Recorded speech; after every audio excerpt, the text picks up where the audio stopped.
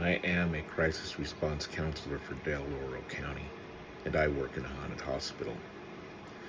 I was on dispatch last night with my partner Adeline.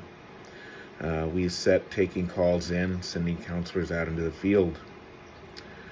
Around 3:30, an hour into our 10-hour shift, my supervisor came around the corner. She looked befuddled and mumbled under her breath, "What the fuck? What the fuck?"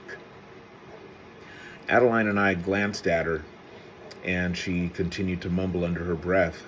Adeline finally asked her what happened. She said she was working in her office. They've recently moved the supervisors into a set of 4 new offices in a back hallway. She's the evening shift supervisor, so 90% of her time she's in the hallway by herself. And she sat in her office doing paperwork, she said, when suddenly she heard, "Hey!" A very, very loud voice. She said it kind of shook her. She jumped up, grabbed her keys, stepped out into the hallway, looked to the right and to the left, and nobody was there. She said there had been a homeless guy walking around the outside windows, so she went to the window, looked out, looked left, looked right, and he was nowhere to be seen. And at that point, she came over to the deck where us dispatchers were.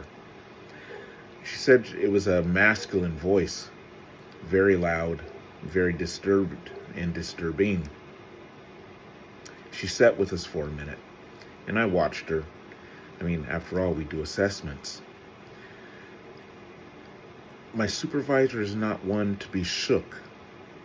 She spent 10 years as a police officer, as a sheriff's deputy, another 5 years as a police dispatcher, and then she took the job as our supervisor.